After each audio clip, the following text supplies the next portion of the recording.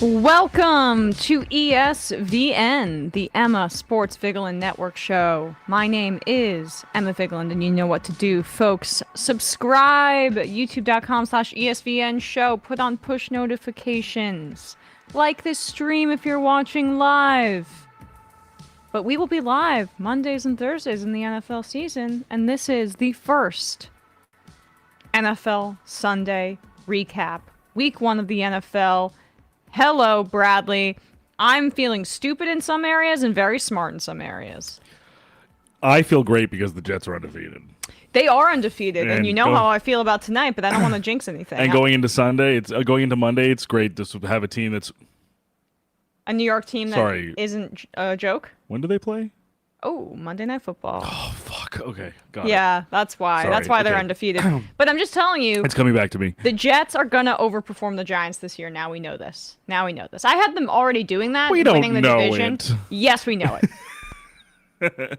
I am in shock at what I saw. And I shouldn't be, because Daniel Jones, look, I'm finally giving up.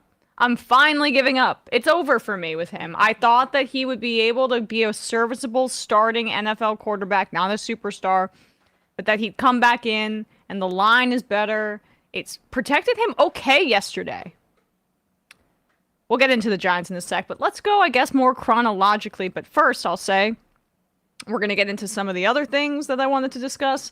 Tom Brady being an awful broadcaster, by people who I never criticized Tom Brady were coming out and criticizing Tom Brady for how bad he was in the broadcast booth in the Browns-Cowboys game yesterday. And we'll also talk about the seemingly obviously racialized arrest of Tyreek Hill, despite his long history of being a difficult and sometimes bad person.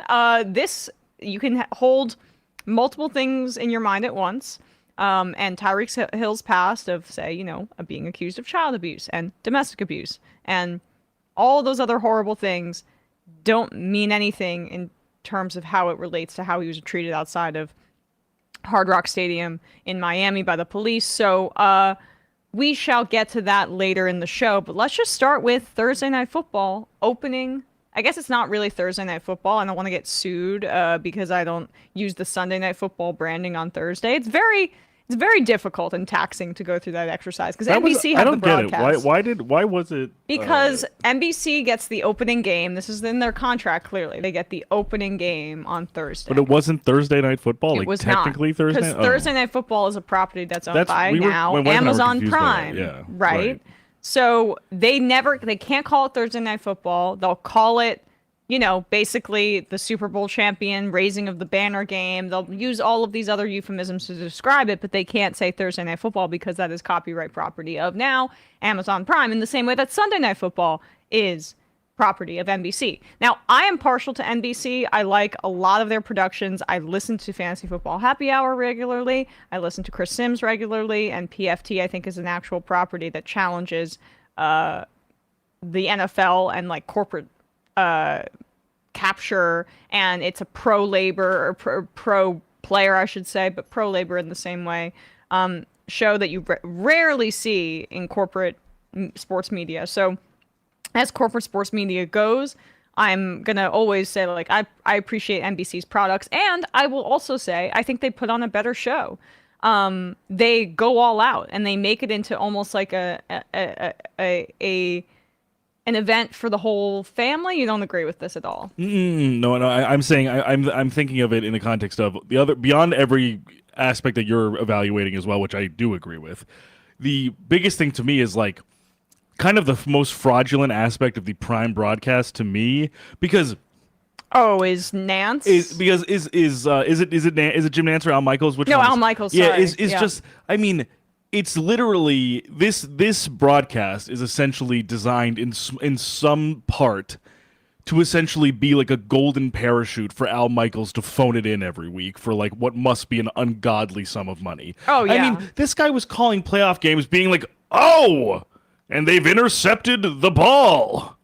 Wow." Yeah. I'm like, great. I love to I love for the vibes of my playoff football game to be accurately described as funereal. He was so honestly like unenthusiastic about the entire process that it really cut into the product, I think. But just even consistency when you compare how NBC does its thing to Fox and CBS. Well, I mean, not to be dorky about it, but Fox and CBS, their model is, I think, outdated, and it reflects itself in its products where they have, one nationally broadcast game. That was what Brady was on with Fox in the 4:25, 4:15 window. Well, because for among other reasons, he probably couldn't do one of the other 4:30 games. Yeah, that's one thing we'll get into. But he's going to be the nationally he took Greg Olson's spot of the nationally broadcast Fox guy. But those are still in the afternoon because it's CBS and Fox 1 p.m. through the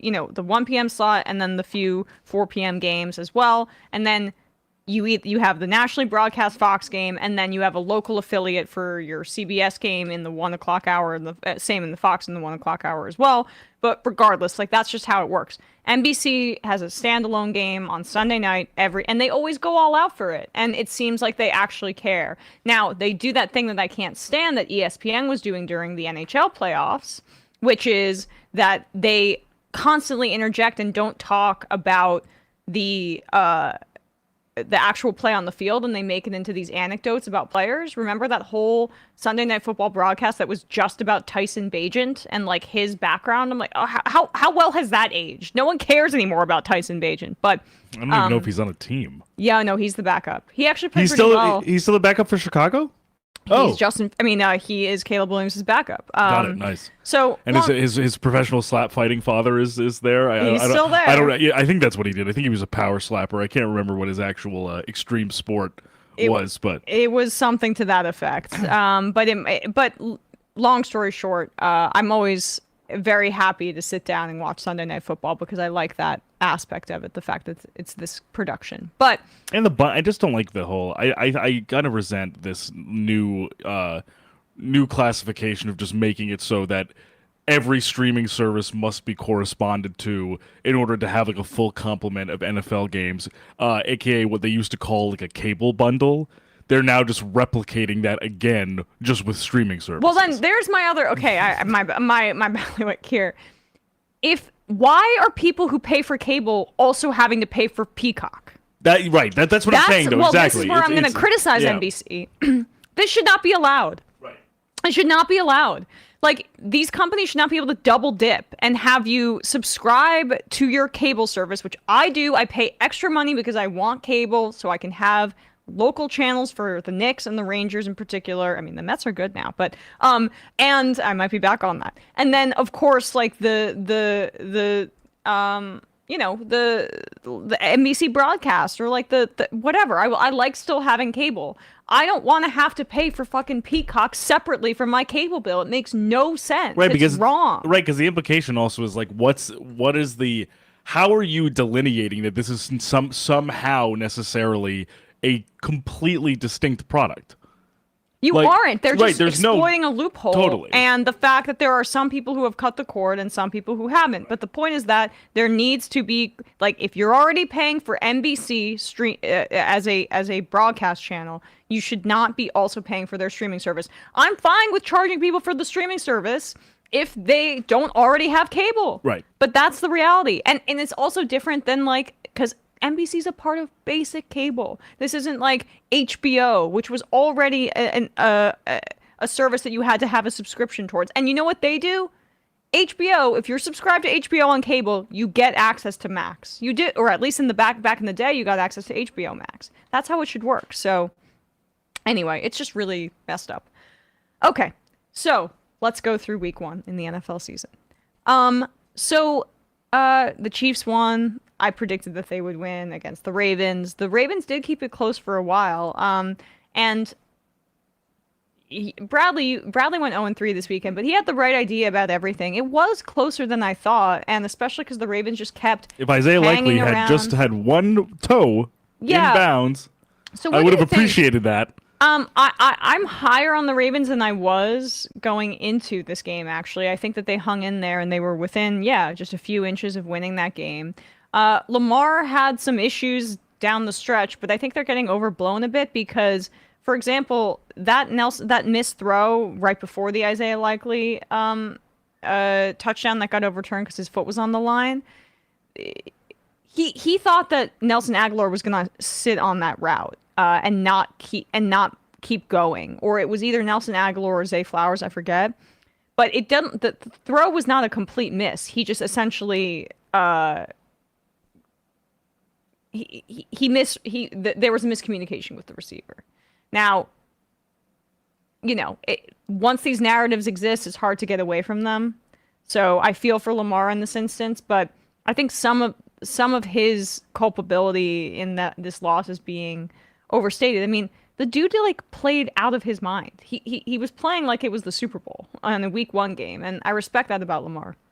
But he's also got to tone it down a little bit because he took so many hits in that game. He was playing like his hair was on fire.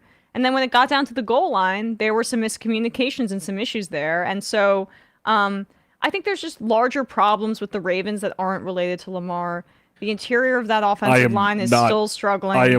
I am ready to plant my flag already and say I am concerned about this offensive line. Yeah. And John Harbaugh was asked about it in the postgame, and he's like, there were all these narratives coming into the game that the line wasn't going to play well and blah, blah, blah. And we myth busted that. I'm like, good job backing up your guys, but that is not what I saw. I'm not sure what the advanced analytics say, but the offensive line on the interior did not look good. So the issue that I had is that Daniel Falele, I fear, is not at fighting weight just yet, and it was getting beaten back multiple times by the Chiefs defensive line.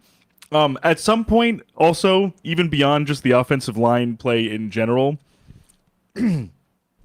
the soundness of the blocking was concerning me because there were two plays basically within a 3-minute stretch of one another where Justice Hill was on an island one-on-one blocking against Chris Jones.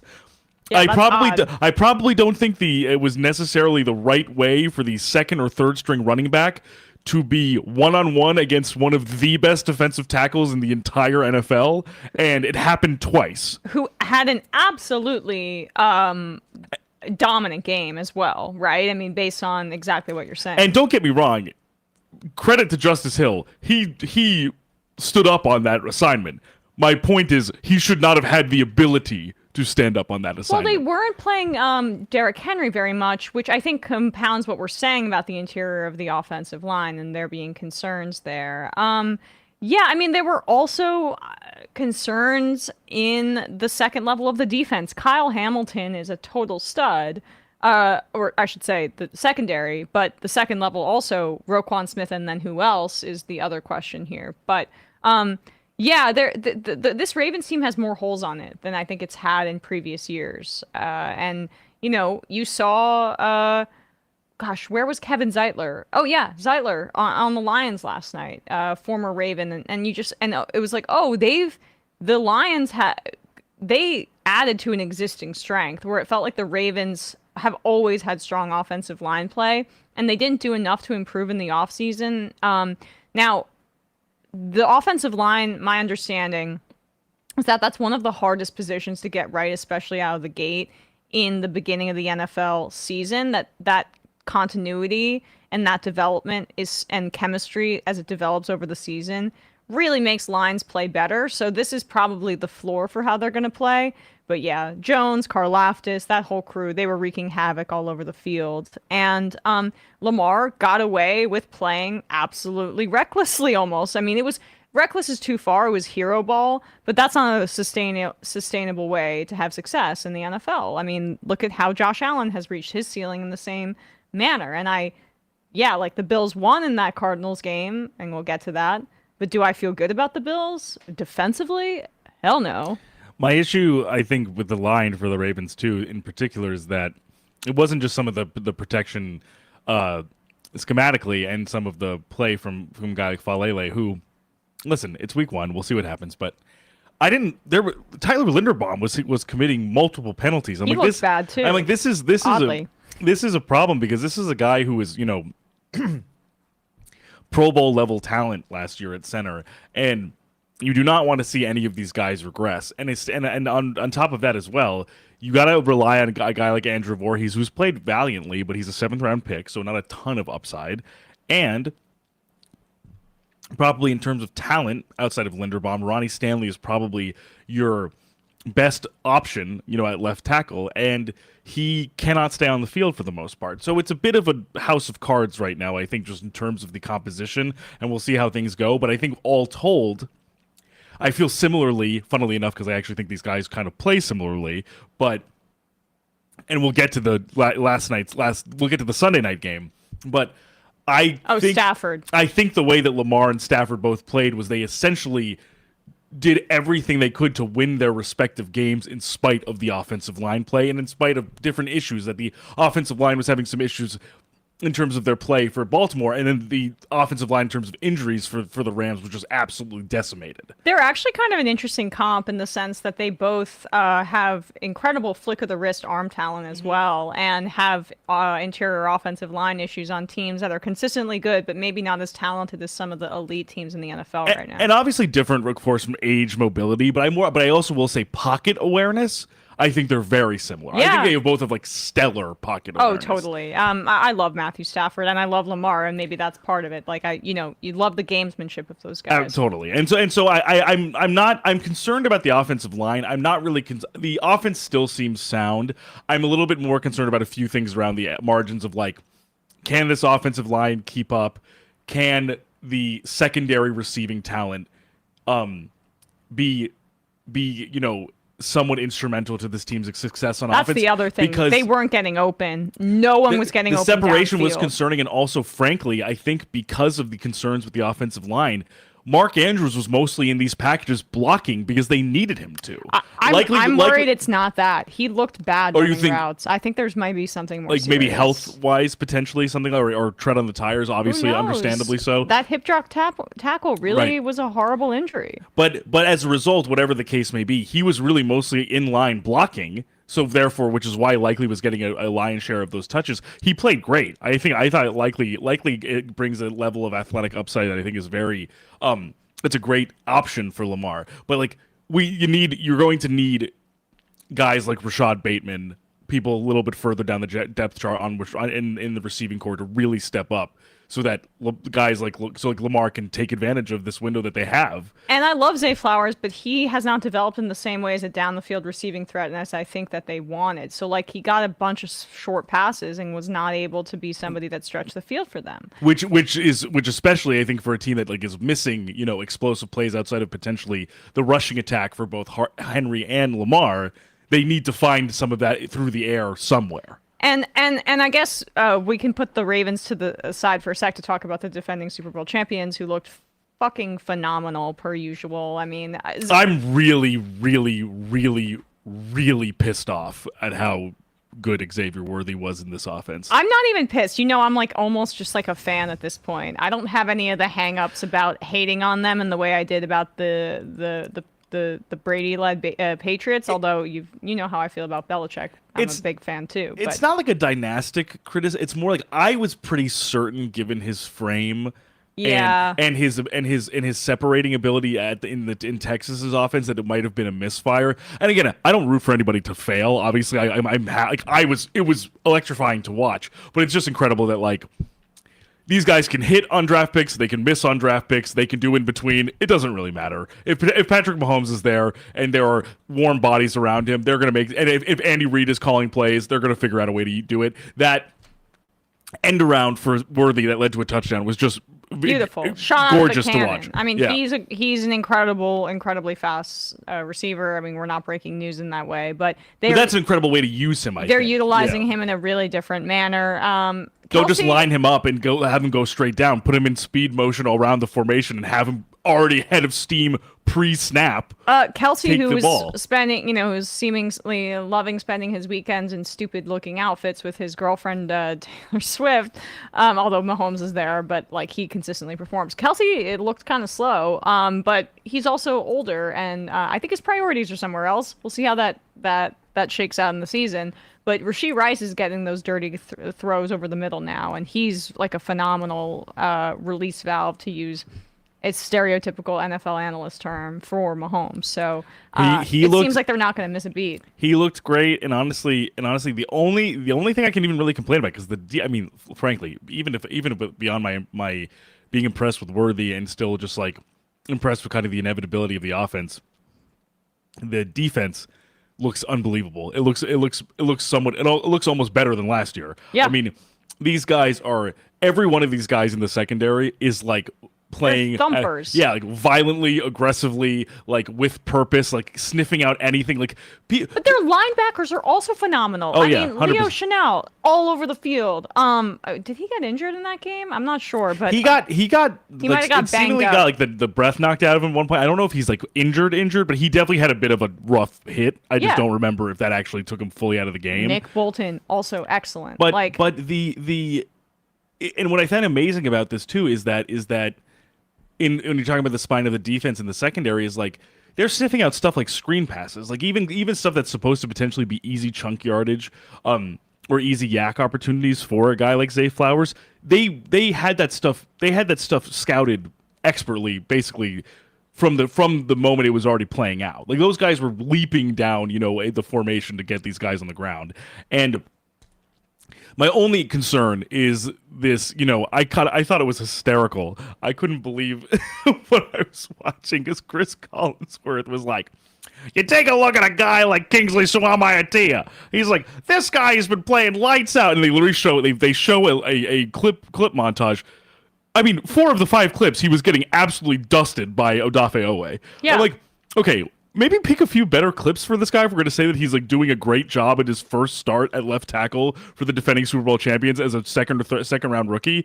Like, I think he has a lot to great tools to work with, but like he looked like his head was spinning out there, which like is obviously a little bit more sustainable when Patrick Mahomes is your quarterback and the guy never gets sacked. But that's my literally only like marginal concern is that you're relying on a rookie left tackle. He's got to get the game has to get up. He has to get up to speed with the NFL game rather quickly. We shall see. They look pretty amazing. And then the other game, the Peacock game on Friday night in Brazil, which had a horrible field. It looked like crap. At the end it was still quite high scoring and didn't matter. The Eagles defeated the Packers 34-29. When Saquon fell down and slipped on that first drive, I laughed. I had a grand old time. Then Xavier McKinney, former Giant, on the Packers, intercepted a terrible pass that Jalen Hurts threw over the middle, and I was laughing and having a wonderful time. And then everything fell apart, and Saquon popped the fuck off, had an incredible game. Jordan Love sprained his MCL. Thank God it's not as serious, but I feel like if I were the Packers, I'd be screaming at the league for how that field looked because he was slipping all over the place, and it seemed like there were a lot of issues with the way that grass looked. But Saquon, I mean, there were miscommunications with the new center for the Eagles, but that got ironed out in the second half. It was just like, they were able to successfully tush push. Saquon popped off, as I mentioned. You had big throws to A.J. Brown where he gets wide open. You have Devontae Smith, who is so damn tough. And like at his frame, just takes these hits on these intermediate routes where it's like, whoa, dude. I mean, how are you able to have this physicality at your size? For a guy who's probably 175 soaking wet. Yeah, and like and look, I think really highly about this Packers defense from a personnel standpoint. Rashawn Gary, New Jersey native, had some really good plays in that game, and Jair Alexander is still a firebrand at the corner position. They have some Xavier McKinney's a good addition to that secondary, but it's like, can they put it all together? And they weren't really able to stop the Eagles. The thing about the Eagles, though, is that they are probably the most talented roster in the NFL. This was tough to evaluate, though, because of the field conditions in a number of ways. Obviously, as evidenced by Jordan Love is sustaining a thankfully, mercifully, non-season-ending MCL injury in the very twilight moments of the game to be replaced by Malik Willis, who I've been saying this for a few years. I believe this guy. I try not to be overly critical of players. I obviously couldn't do what they do. I don't know if he knows how to play quarterback. Yeah. I don't think like he fully like comprehends like the contours of the position, because I've seen him in 2 different uniforms, and every time I see him play, he is either getting the ball snapped to him, throwing it in the dirt, or getting sacked for like a 25-yard loss. Yeah, he was all potential, and I think that there's just there's more polished quarterbacks coming out in the draft these days, where it's like you don't really need to do that. You don't need to use a 2nd-round pick on a guy that doesn't really know the fundamentals of the position, when you can, I don't know, keep your powder dry and try to put your lot with a guy that has more of like start. I mean, honestly, Levis is an example of this. We can get into that with the Titans, but Levis, despite dating, back in my, hey, we're skipping ahead now. I guess we're done with the Eagles. I'll just say this. It was still the right decision to move on from Saquon, regardless of how he looked for the Giants. Like, the Giants just, that relationship it was time to end.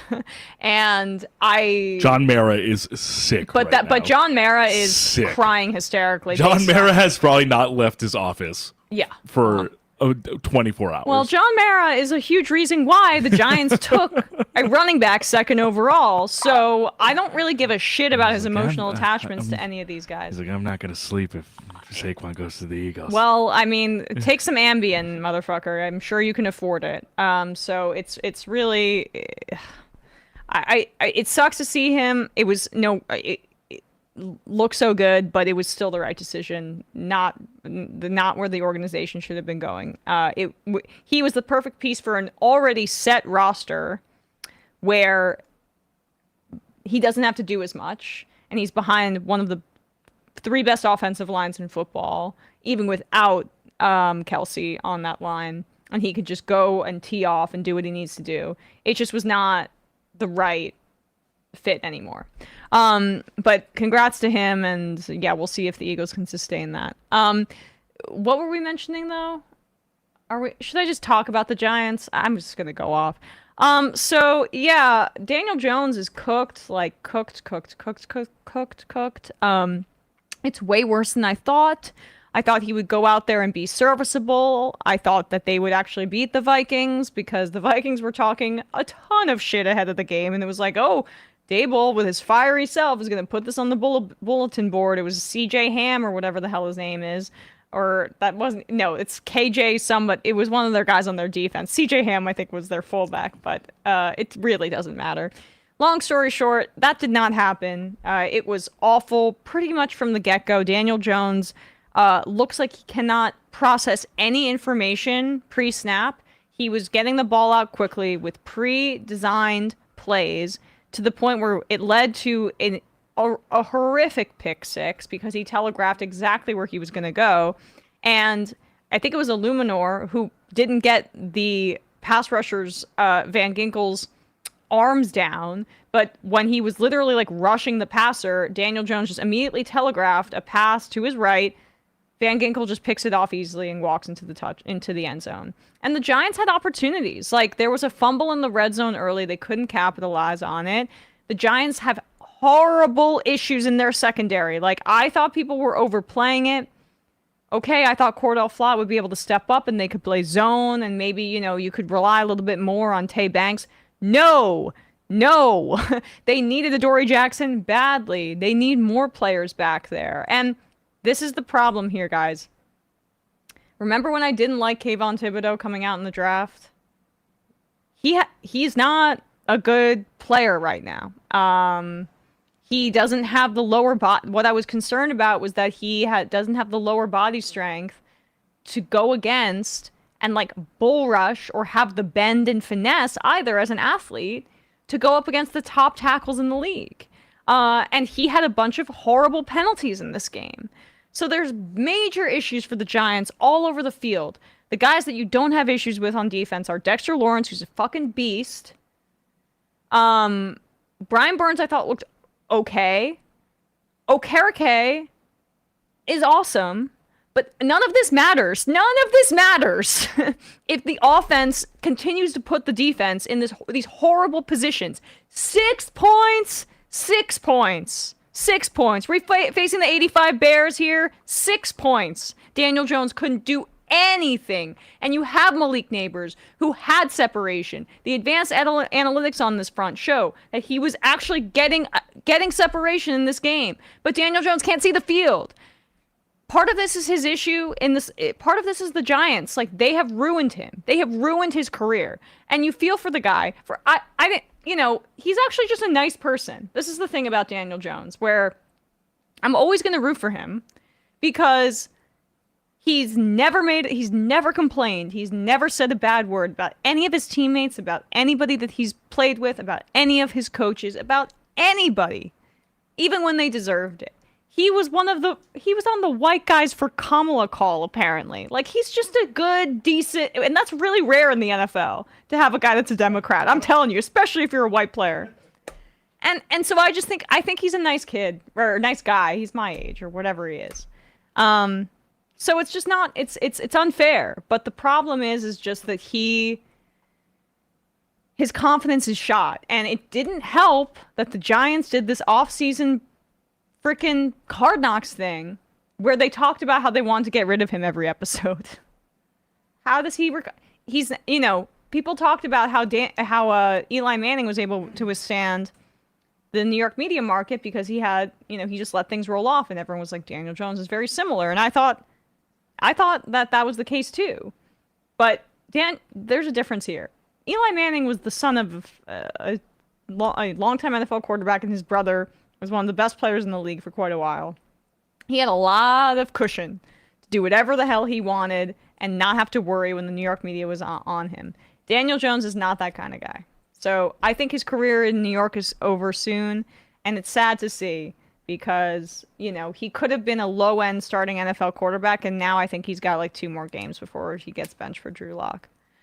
I do think he's probably going to get benched if things don't improve significantly soon. And I also think that obviously hindsight is 20/20, but I think the Giants may have been a slightly overzealous to graft the Vikings playoff win onto a long-term extension for the guy when they could have maybe tried to strike something in between that. They did. I mean, look, I don't hate the contract. I'm like not even mad about that.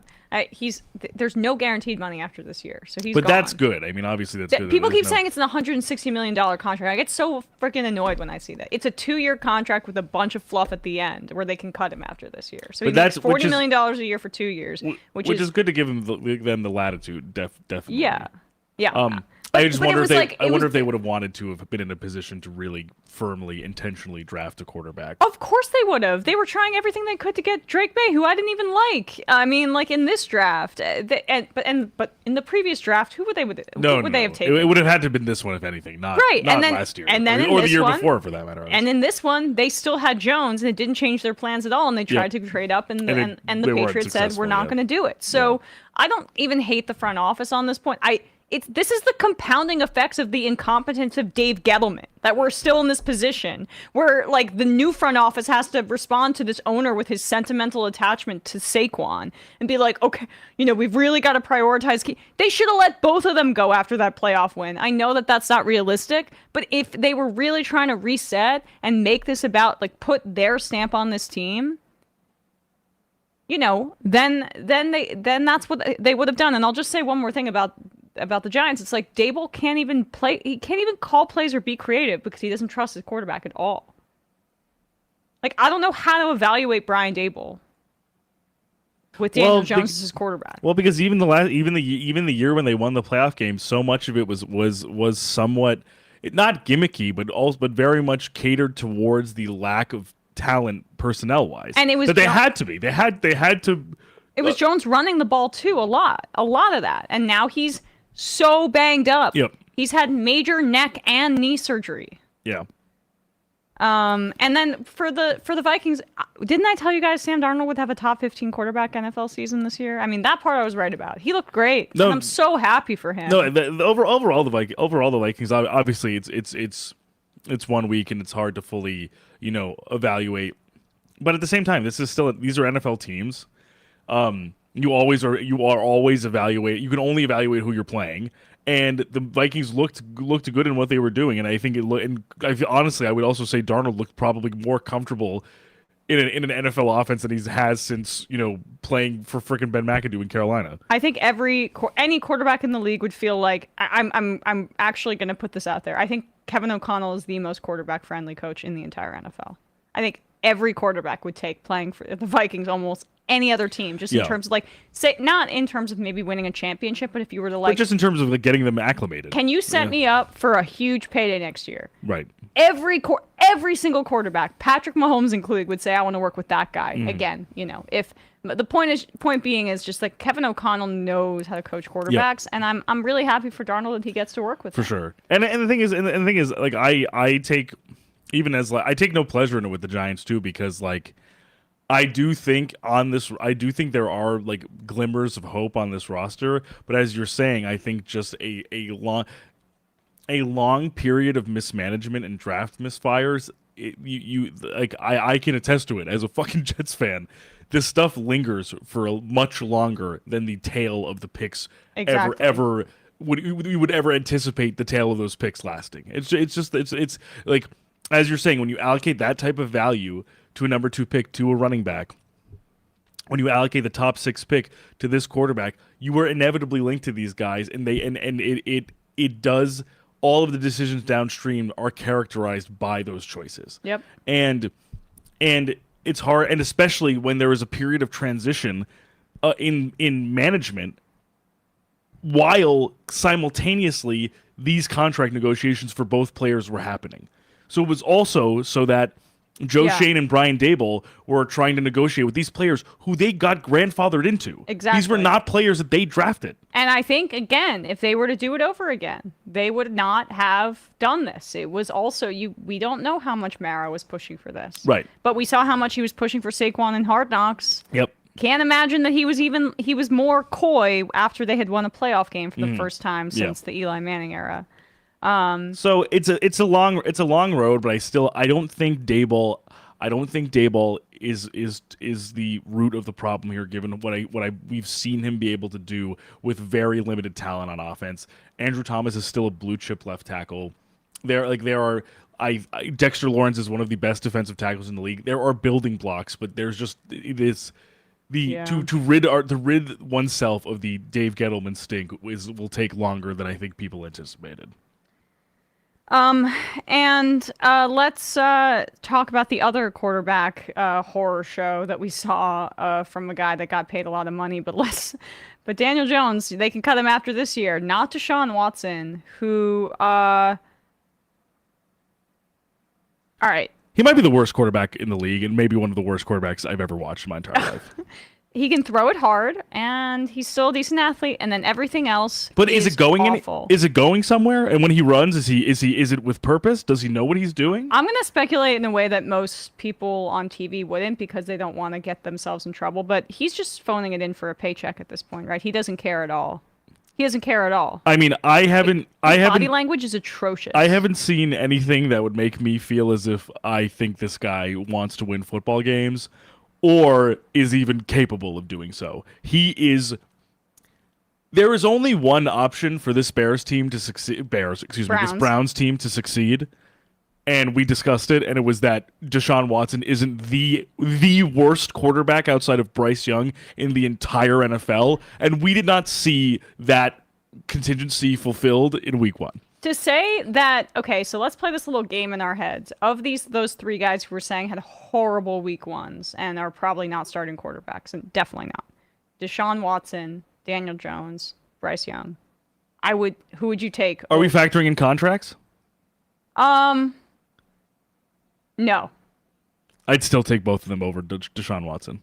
I would still take them over the chronically accused the sexual deviant. But just but on the field, and also just honestly, Bryce Young is younger, and he has better technique. And Daniel Jones, I probably work hard. Behind an offensive line like the Browns at full health, I probably trust him as a scrambler more than I trust Deshaun Watson. Yeah. And both Bryce Young and Daniel Jones would work hard and be coachable. I think Deshaun Watson is a lost cause. I think he is a sunk cost.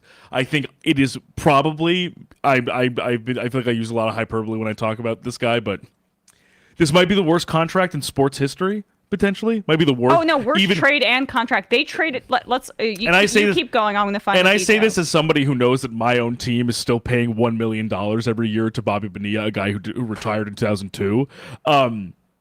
I still think this is the worst contract and trade in sports history. If they try to cut him, they will still owe him around 115, and I'm not kidding with that number. 115 million dollars if they try to cut him next year because of all that guaranteed money that they zeroed out in the first year, and now the rest of the guaranteed money of this year and the guaranteed money of next year. $115 million. Do you know why they gave him that contract, fully guaranteed, which was unprecedented, and all the owners were upset? It's because he didn't want to go to Cleveland, which probably should have given you the first alarm bell. To maybe not do that. Yeah. The Texans, and how are the Texans doing, by the way? I forgot. I totally forgot what was going on with their quarterback situation. Feeling pretty good about my Super Bowl pick, by the way. Also feeling better about Anthony Richardson. We will get to that in a bit. But this was the trade details. These were the trade details. The Texans got a 2022 first round pick, a 2022 fourth round, a 2023 first. So 3 first round picks. Good value already.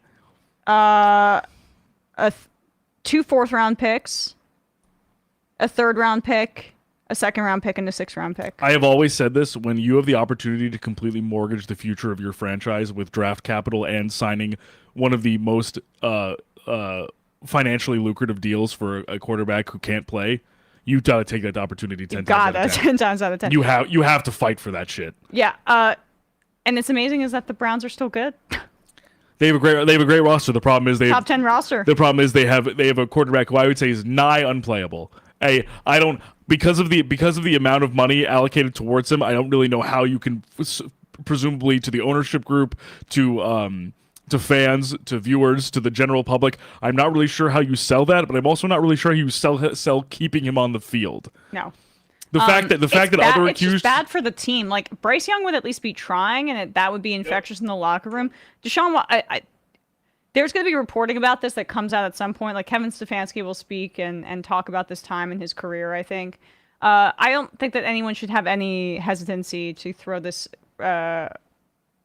sexual predator under the bus. But he is bitter as hell because he lost a bunch of money because of the consequences of his own actions.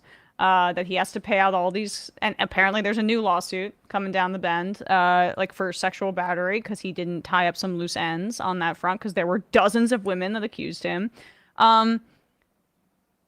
He just wanted to go to the place that would give him the most money so he'd have the most money at the end of the day after he pays out all these settlements to these women, and that's just super obvious. They should cut him. They should cut him because the locker room would feel better about the situation. And they probably shouldn't have moved on from Joe Flacco. I mean, but Jameis Winston, give him the keys now. This is done. Let's go. Move on. But this, and I will say this is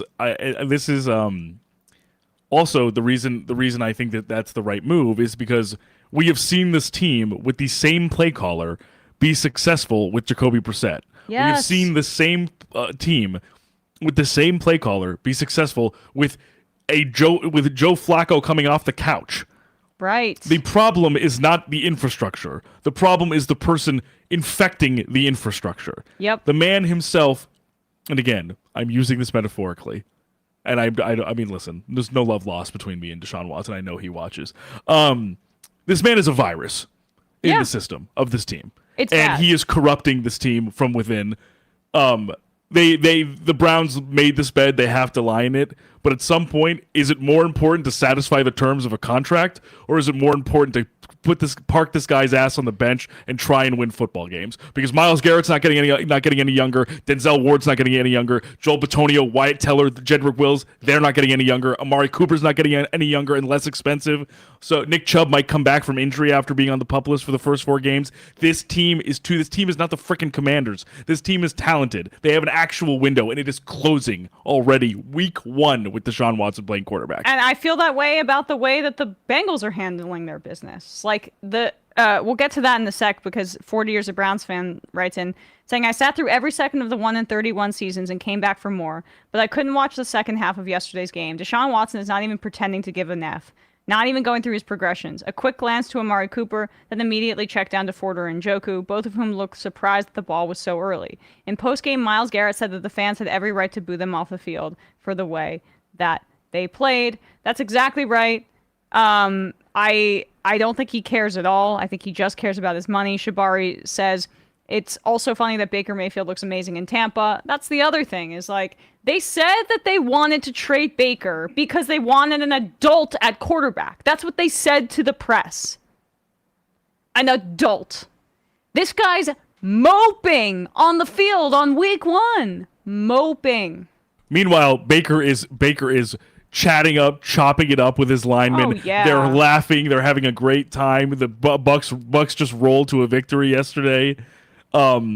So is there any kind of better probably happier in explanation Tampa than in Cleveland, I'll tell you what. About how in the NFL, this is the most contextual sport I can think of. Like, you can still look like a freaking amazing player if you're tearing it up as like R.I.P. to Johnny Hockey, right? Mm-hmm. Like, everybody knew that, Johnny Gaudreau, have we even talked about this on the show? I mean, it's just such a horrible story. But... Well, you mentioned it on the majority report, I think, in headlines. I don't think we fully talked about it. It's hard to talk about. Yeah, it's just New Jersey. I mean, anyway, shout out New Jersey native. I actually have some mutual friends with Johnny Gaudreau, so it's like really horrible to. Yeah, who on him and his brother Matt were on their way to their sister's wedding, and they were run over by a drunk driver, a drunk motorist, and he left behind his wife and children. Yep. And he was, and beyond that, just a seemingly a bright light in the hockey world, and a lovely person. Seemingly, by all accounts, a great person, great teammate, great father, great brother. Yep. Great son.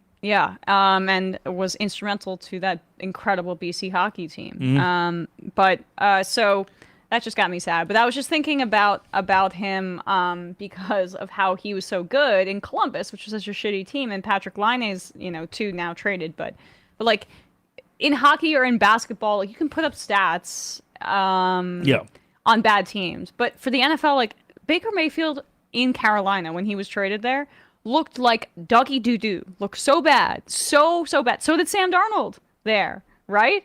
What do you know? They go to different situations. It looks better. Saquon Barkley looked bad on the Giants. Much better behind that new offensive line. So, like, I just, mostly you just got to get quarterbacks that have the right stuff mentally and the right physical tools. And if they're in the right situation, you can make a good situation out of that. But all the other, times, like, that's why I was always an apologist for Zach Wilson.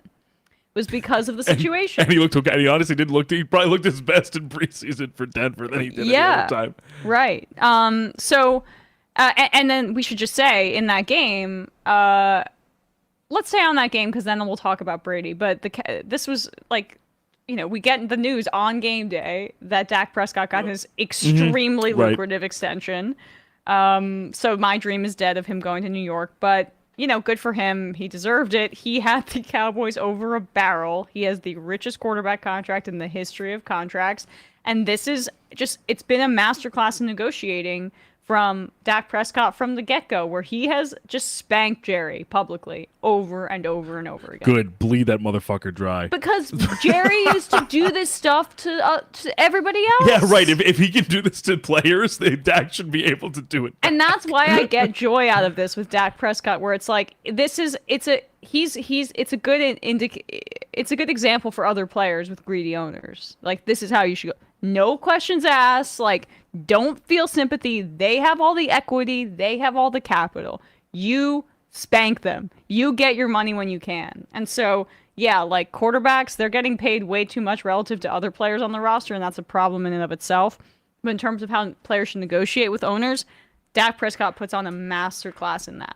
Now, in that game, Tom Brady was the play-by-play announcer. Your thoughts? And honestly, what a show he put on. He reminded me of JD Vance, and they do have similar energy. It was honestly, I have to be transparent about this. When I heard his voice for the first time, a chill went down my spine. Yeah, well, he doesn't have a good speaking voice to begin with, which we said. It was borderline like frightening to hear him like on an NFL broadcast. I'm like, wait, you shouldn't be here. But like, what are you doing here? Look, it's just everything about this story is it's what's annoying, right? First of all, we know that he kind of has a screechy speaking voice, but I can get over it. If he sounded like freaking RFK Jr. and was having a good time out there, I could even stomach that, right? But we know that he's a robot. We know he's obsessed with what everyone thinks about him. We know that he was supplanted a guy that was coming up in the ranks in the way that he was calling games, and Greg Olson, and demoted him and didn't seem to really care too much about doing so without any experience calling games. Now, okay, expectations are high. Tom Brady, you better be good. He was horrible. There were long pauses. He just kept repeating. This is why I said JD Vance. He's like, you can't go backwards. You want to go forwards. If you go backwards, it makes things really harder on your offense. They keep going backwards. You don't want to go backwards, Kevin. Like, they keep going back 5 yards, 10 yards, 15 yards. I was like, yeah, we know how to count. I understand. You're just filling time. It's like when like, JD... You don't want to get sacked by Micah Parsons, Kevin. Kevin was like, all right, and the play is starting. Yeah. It's like, okay. It's like Kevin Burkhardt slightly, oh, God, right. You are right next to me, aren't you? It's like when JD Vance was going to those people that worked at the donut shop and was like, how long have you worked here? Good. 5 years. Good. Okay, good. How long have you worked here? 10 years. Okay. Okay, good. Good. Was just wondering how long the shop has been around. Brady was just like, you don't want to go back 2 yards. You don't even want to go back 4 yards. You don't want to go back 5 yards or 10 yards. The problem, you want to move forward when you're on offense. The issue is he oscillates between I think he is it's a compliment to him, I think, because of how he's wired as a player. I don't think that adjusts to a broadcast role as well, because when I say this, I mean he is very clearly so cerebral, and that when he's talking, it's like the baseline is like a sort of feigned amicable type of communicating, and then when he's excited, it just sounds like he's screaming, and not in the way of it sounds like he's angry when he goes into a different register. Whereas with Tony Romo, obviously, I think the reason why Tom Brady has 7 Super Bowl rings and Tony Romo has 0 is probably this very difference. Is that Tony Romo personally is probably just a little bit more normal than Tom Brady is, and is watching football the way somewhat a fan of a football game would watch a football game, and that when he's excited about a player, what might come, he is excited about the product on the field, whereas I think Tom Brady's he more realizes I'm recognizing that this is a moment where I should be excited, therefore I'm going to portray excitement. You can tell the difference when one is genuine and one is sort of kind of difficult to access. And I think that genuine emotionality is not easy for Tom Brady to access at this point in his life.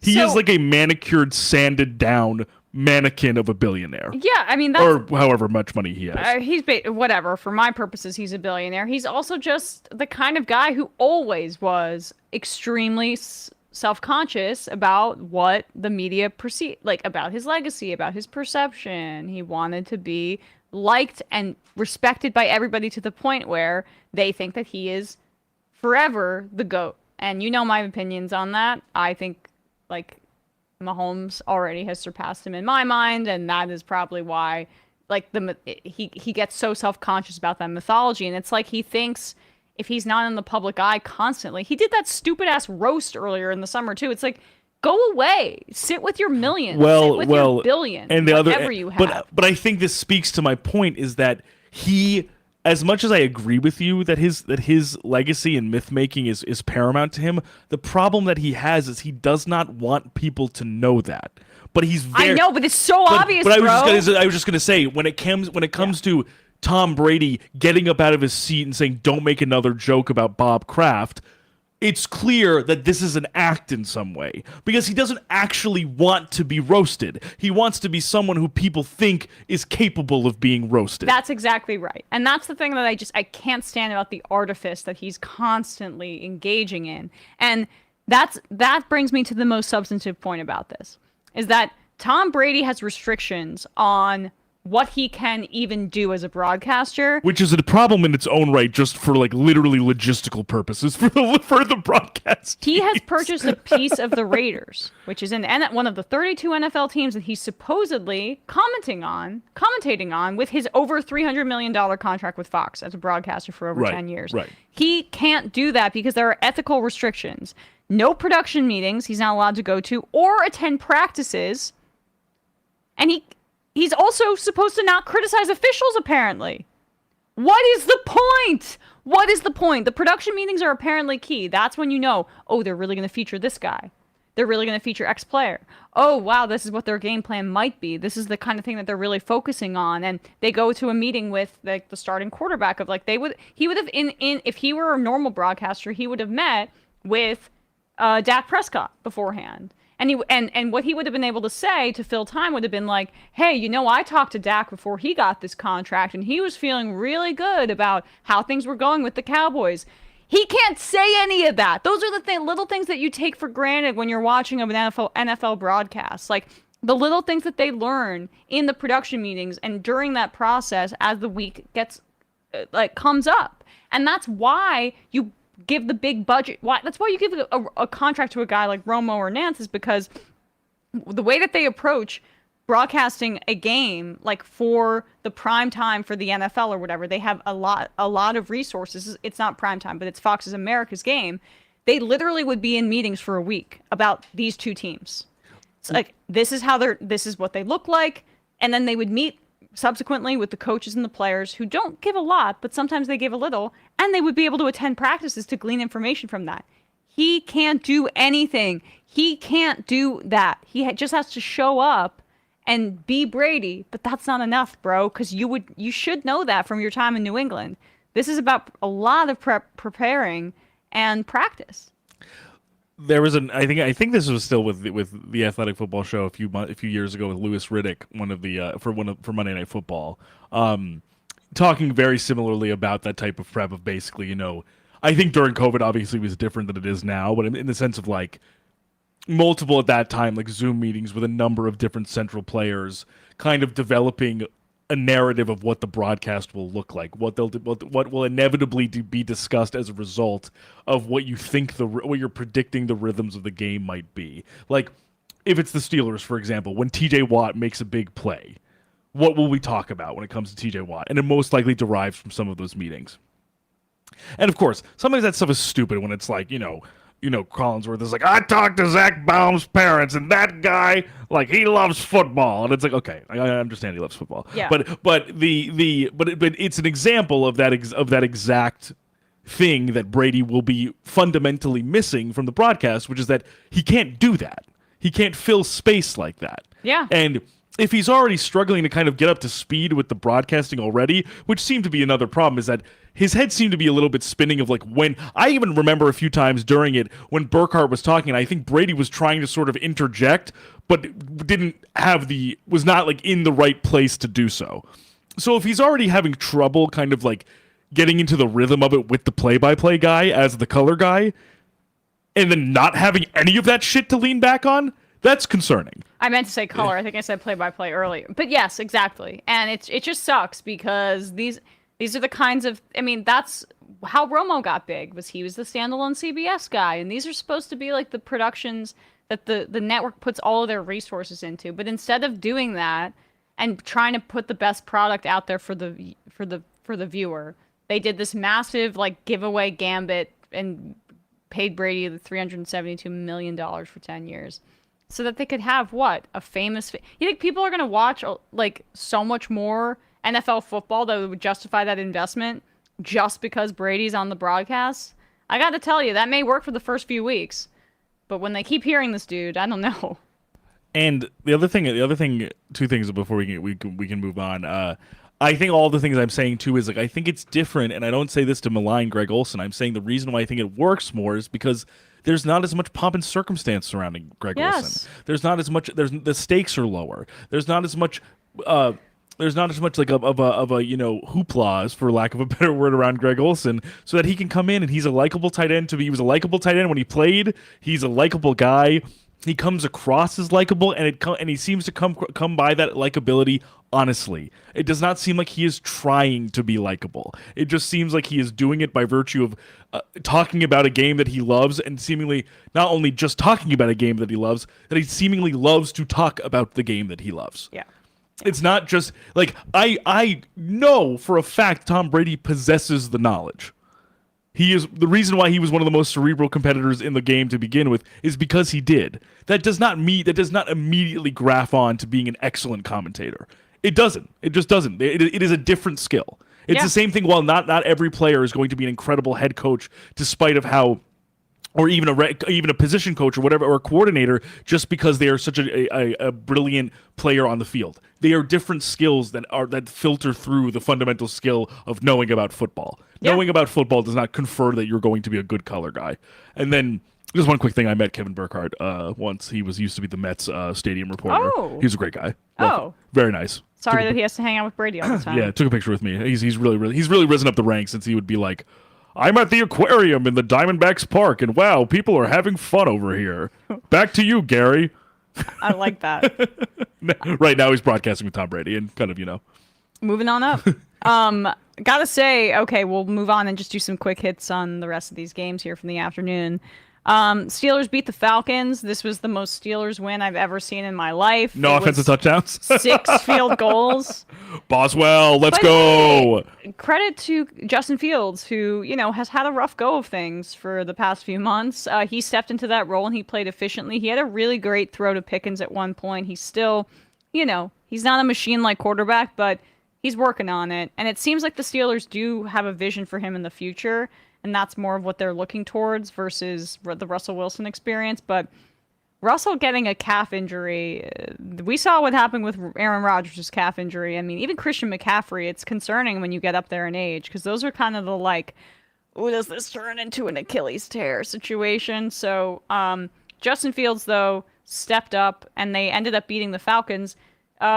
Speaking of an Achilles injury, Kirk Cousins did not look good. And threw a horrible interception at the end. Did you see these stats that apparently that in terms of the offensive construction for this game, Kirk was essentially entirely in the shotgun with no design runs out of it, and then when they were in pistol, all they did was run it. I did see that. I'm a little concerned that they are basically treating him like Peyton Manning when he was on the Broncos in 2015, right. And that's just drop back and do your thing. And that's probably not the best idea. Yeah. At this point, for these skill position talent again on this team, just leaving all this shit on the cutting room floor, it seems like I can't believe that they would be doing that again, right? I mean, and it's also like that's part of. But what's odd was that what they wanted with Desmond Ridder and that whole time period was the fact that he was mobile, right? Like that was the selling point, so you could make the offense more not that.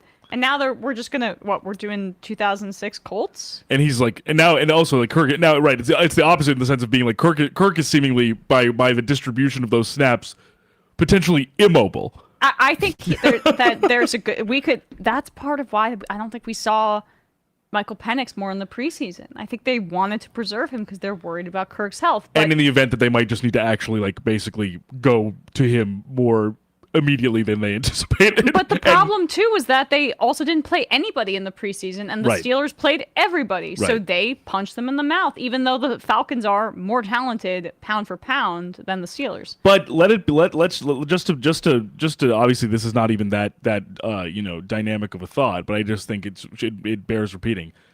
This these guys are not going to be slouches on defense again. No. These guys are coached up and ready to go. TJ Watt was living in the backfield in this game. He really Alex was. Highsmith was living in the backfield in this game. This is a talented, fun group to watch. Yeah. And especially now with Patrick Queen there, now and alongside Landon Roberts.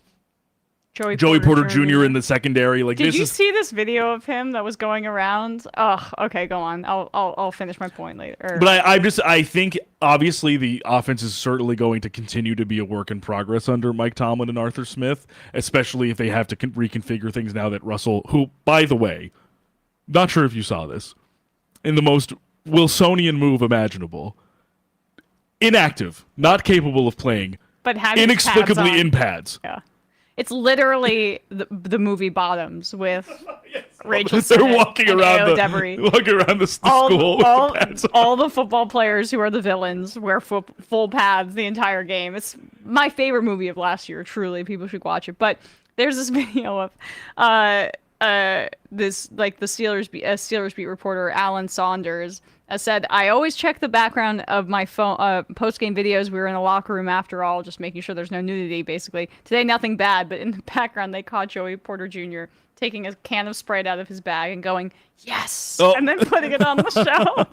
I thought it was the most endearing thing ever. That is so relatable. My fiance loves Sprite. I'm not a soda person, but literally, like, I showed it to him. I was like, this is you whenever I, like, surprise you by, like, getting an extra Sprite with our takeout so that you have one. Like, yes, right? That is that's a similar vibe when, like, I, like, put something in the fridge and forget about it, and then I open it and I'm like, oh, yeah, I put this in here. Thank you, pass Hell me. yeah, Let's right. go. Right. So anyway, it was making me laugh seeing that go. He was very excited about having a Sprite.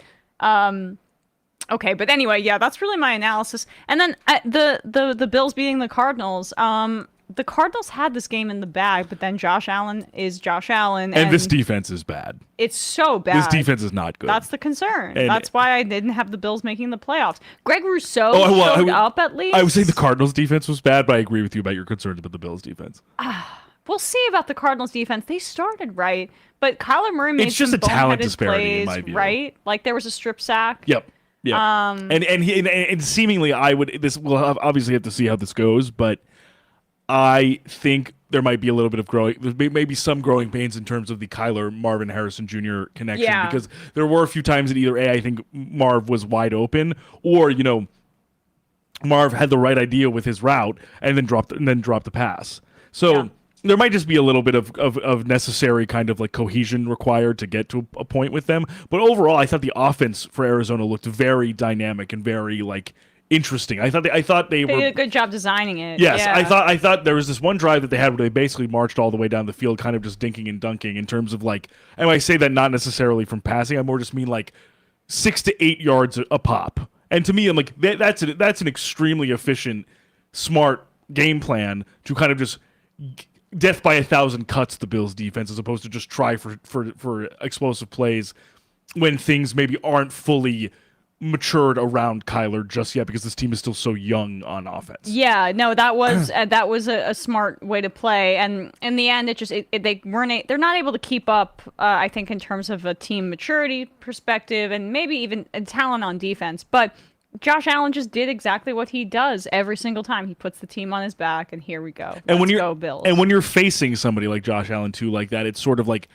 it's hard. It is hard. It would seem easier to basically be game planning against one guy, but when that guy is essentially unkillable, you kind of can't really do that. Yeah, and he always I can't believe that people think he's underrated. It really hurts my soul. It's the same people that think Brady's the GOAT just by default because of rings, and it's just like, I'm sorry. Why are you even engaged with sports if this is the only way that you think about players? As I said earlier about the context of who players are, Baker Mayfield looks much better in Tampa with a real support system than when he looked in frickin' Carolina. But also with Allen, I think sometimes the knock on him is that he's essentially the entirety of the offense, and look at what that's got to the Bills. But the thing is, the counter argument to that is, what would the Bills be without him? Yeah, the counter argument is, okay, cool, yeah. If that's the case, is that a knock on him? Because I wasn't aware that Khalil Shakir and Keon Coleman were like world beaters that everybody else was clamoring for to just be a part of this offense. And if only Josh Allen would get the ball to his playmakers, wow, they could be more sustainable. No. He's the entire offense. They would collapse. And I will give Doug McDermott credit in the sense of like Sean. Who's Doug McDermott? Remember, former basketball player from Duke. Creighton legend. Jesus, not Duke, but maybe baby in another life. Yes, right. His dad coaches there still. Yeah. He was, but he's on the Spurs. He was on the three. Yep, yeah, exactly. Okay. Anyway, Sean McDermott. He. At least, like, the guys are fundamentally sound, his players, but they just have been losing talent, I feel like, yearly. And then with Matt Milano out, I'm down on the Bills this year, even though that was a great performance by them. Yeah, I thought the front looked pretty good. I thought Rousseau, as you said, had a few nice moments. Even Von Miller, coming back from his injury, his long, protracted injury process, I think had a few nice moments. I think basically, ideally, if this defense can kind of keep its head above water and Josh plays the way Josh plays, I still think this team can still be pretty competitive. But obviously, we still have to. It's just a matter of is there? Well, and I will say, I thought the run game was a little. Maybe I did have them making the playoffs as a later seed. But I thought the run game was honestly still a little bit more creative with James Cook as the primary back, to give at least Josh a few plays to not purely be the fulcrum of the offense, either through the air or with his own feet. But I think basically, hopefully, if the Bills can kind of sustain that top 10-ish, top 12-ish offense, and their offense isn't their defense isn't the worst defense in the league, I still think they can be pretty competitive. But obviously, that's just it's a hard balance to strike, especially it's also not the Bills we're accustomed to. Yeah. Because the Bills basically, I think, you always, I think, at least for me, the baseline of a Sean McDermott defense is not that bad. But if with so much personnel fluctuation, is there a possibility the bottom falls out? I guess we'll see. We shall see. So the Bears beat the Titans. I think I mentioned, that awful Levis pick 6 to give the game away. The Bears could barely do anything on offense and scored all their points on defense. That defense is legit. Like Eberflus.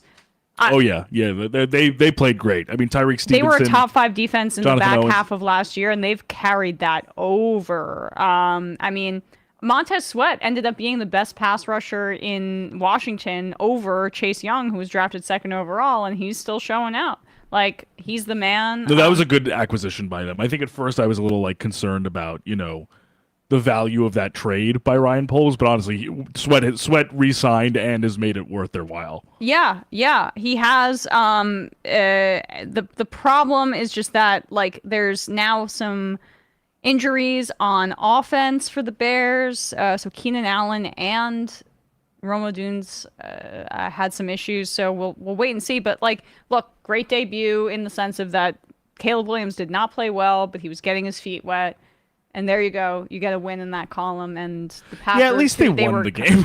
Yeah. I think it would have been a bit of a downer if they weren't able to actually win the game. But this was the question about, can Caleb Williams humble himself to not have the game run through him and his incredible talent, right? And I think he can. So there's always going to be growing pains. He was thrown in there. We'll see. They should use Swift more. Yeah, I like their backfield, honestly.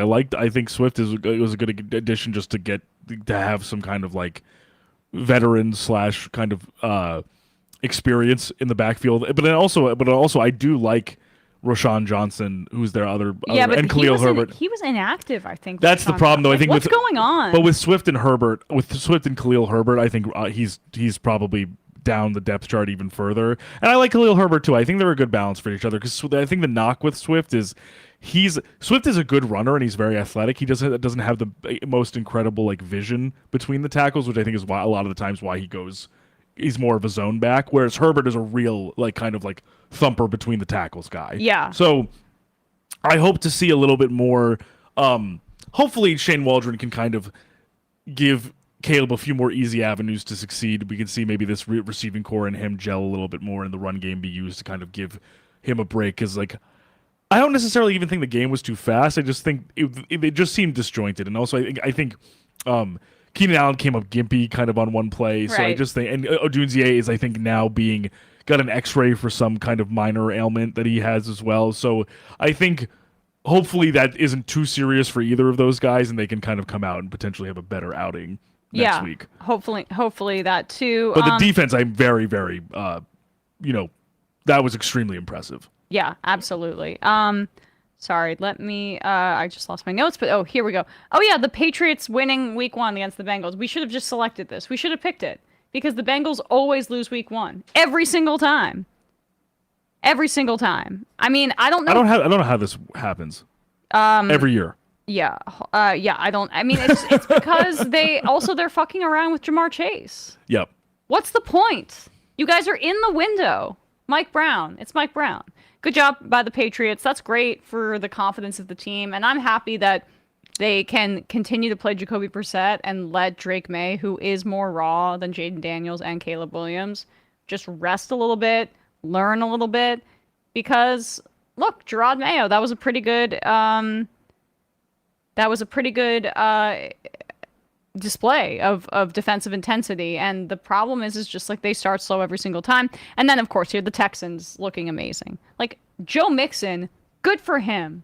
Good for him. He had a phenomenal game. And this is, and listen, and again, this is, I don't even mean to somehow have the Giants catch a stray here, but I will say the Texans run game, again, healthy offensive line too. Everyone's kind of back. Drew Scruggs is back. Kenyon Green is back. Shaq Mason is back. This line is kind of full bore when they were missing a lot of pieces last year, which kind of also further buttresses how good C.J. Stroud played last year with a less full force offensive line. Mixon had a great game, and just for them to have even a semblance of a run game, which they really didn't last year. Right. They were one of the worst rushing attacks in the league.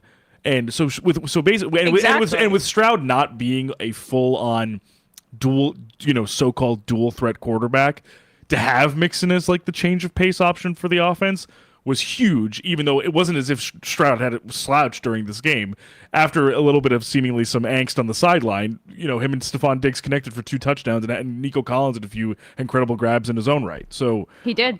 They looked awesome. They looked on awesome, both sides of the ball, and them having more diversity on the offensive side of the ball with being able to rely on the run game takes some pressure off C.J. Stroud, so that's very welcome. We mentioned how horrible Bryce Young looked. The Saints destroyed them. Derek Carr got arrogant, which I hate to see because he's so annoying, but he did play really well. The Panthers are the reason for the case for relegation in the NFL. Yes. If the Saints are putting up 47 points on you, you should not be in this league. I'm sorry, Dave Canales. I'm sorry that this was your debut, but as a head coach, but this is unsustainable. It's not his fault. It's just not his fault. Of course not. I mean, I was looking at the stat line and like it was like 30 down 30-0, and Bryce Young had 18 passing yards and like an interception on 6 attempts or something. It was insane. I think he threw an interception on his first drop back. He did. Just wanted first pass attempts. The Dolphins beat the Jaguars. The Jaguars just completely let them get back into that game. There was a phenomenal fumble forced by Tavon Walker? On Travis Etienne. Tavon Armstead. Teron Armstead. I don't know. All right, we're at 5:21. I'm trying to get through the rest of the game. That's a Dolphins offensive line. Yeah. Okay. Well, whoever did it, the Jatavian Arnold maybe. 0 on frickin' on the Dolphins. God damn it! Mm-hmm. Just look up who forced the fumble. Right. Okay. Then it's gonna piss me off that I don't know this name. Fuck. Force the. No. Okay. Dolphins forced fumble. I'll do it.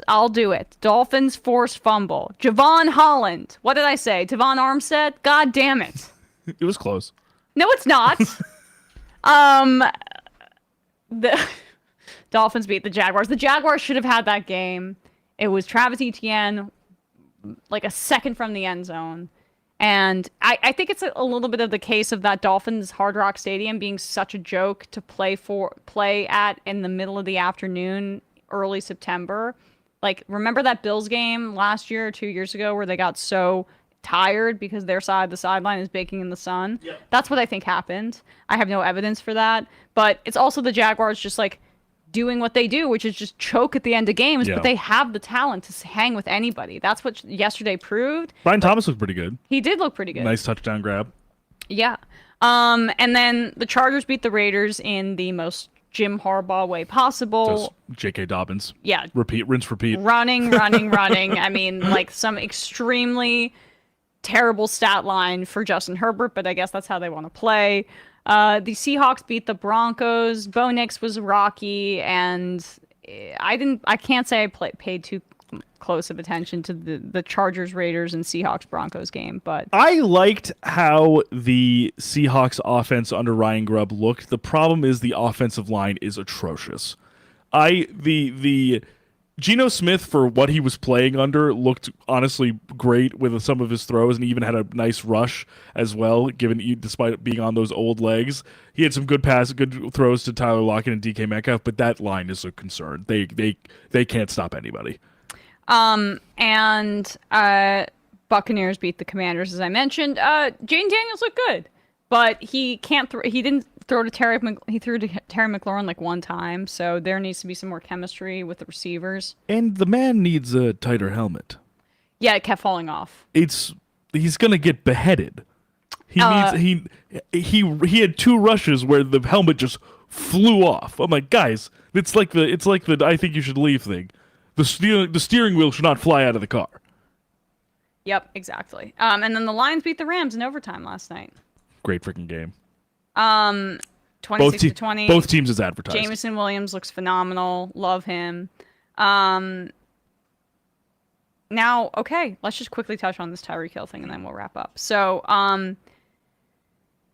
Tyreek Hill was arrested in front of the stadium in an act that seems racially motivated by the cops. Let's play that video if we could, because they threw him to the ground. We're going to get more information about this, but it's no secret that Tyreek Hill has had some issues with the law previously, including allegations of domestic abuse, I think both towards kids and towards his wife. Like, Tyreek Hill, not a guy that I think is a good guy. Like, issues with fighting, issues with whatever, right? But that's so different than what we're seeing here.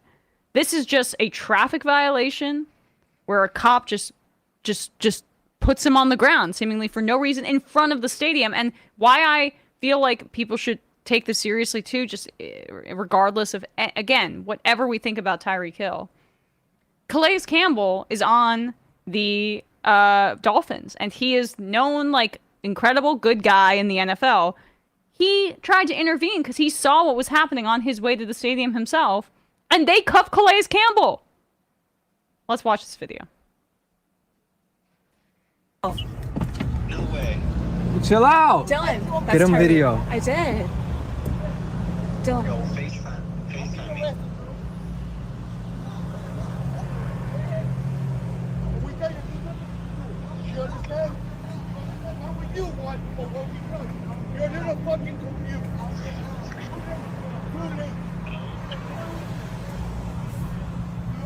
What the fuck? It's Tyreek Dylan, go. Hill.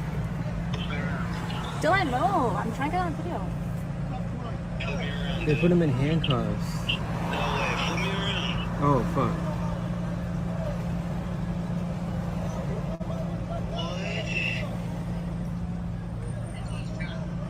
No, he's on his way to the game. I mean, literally, you see the Dolphins fans watching this happening in front of their eyes.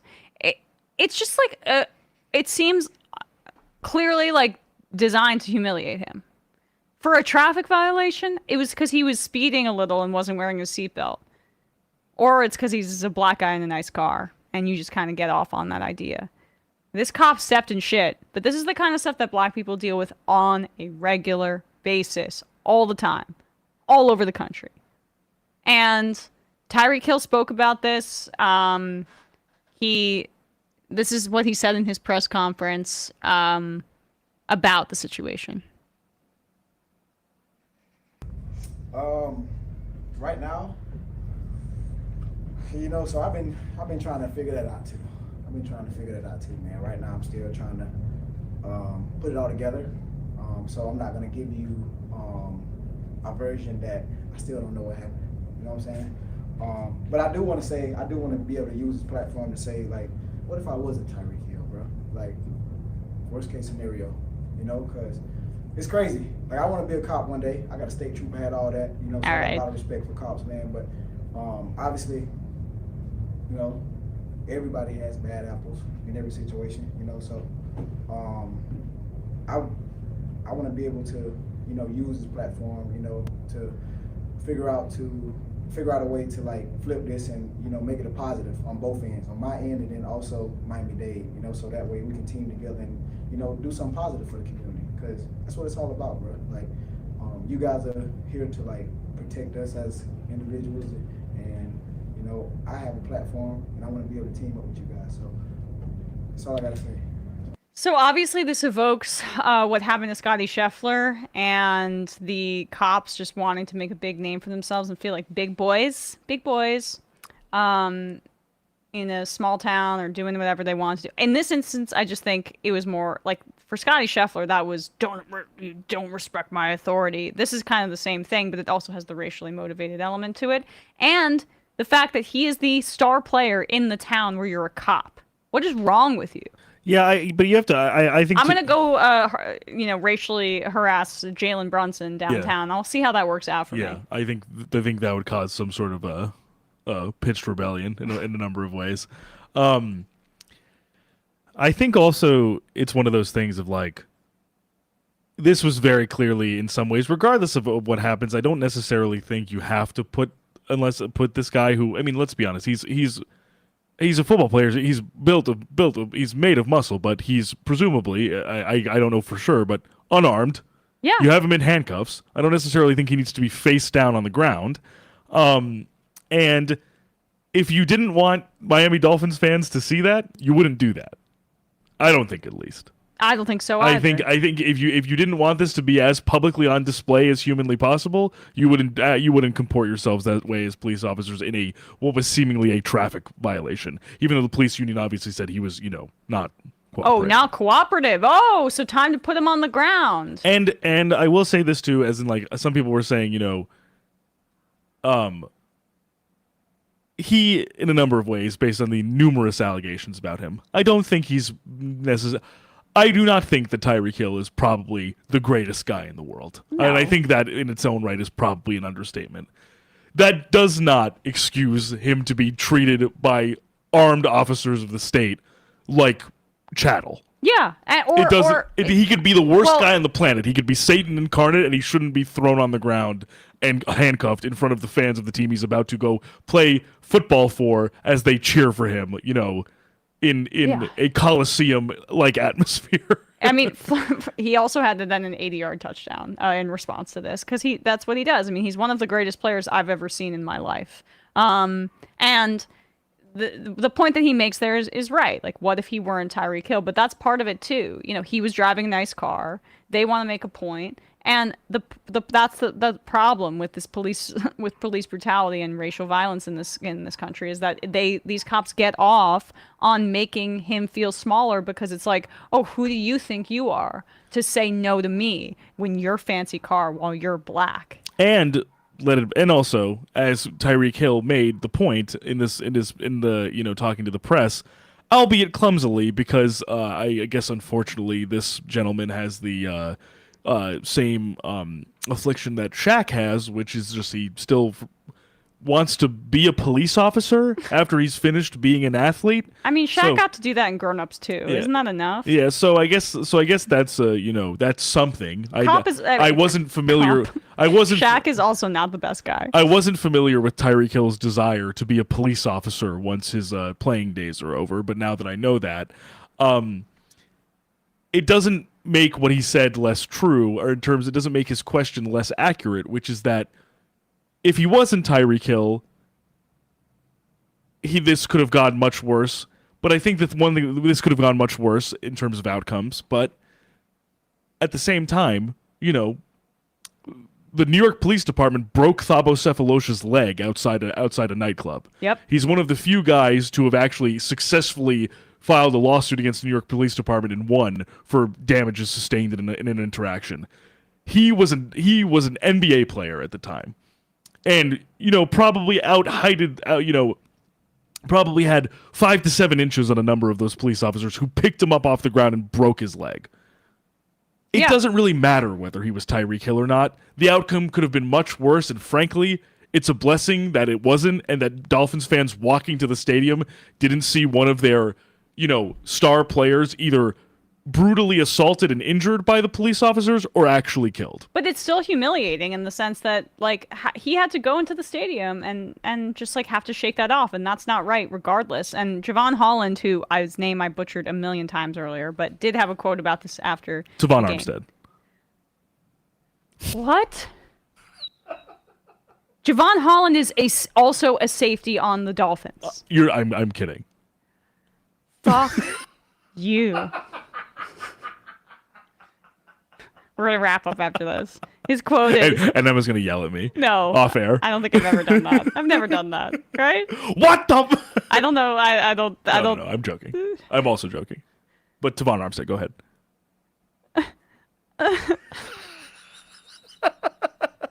Javon Holland. Safety Javon Holland. Oregon. That's got to get handled. Excessive force on a black man. That's not uncommon. It's a very common thing in America that needs to be addressed at the countrywide level. Okay, so are you happy to make your little joke as we're doing our police brutality segment? You feel good about yourself? Protect and serve.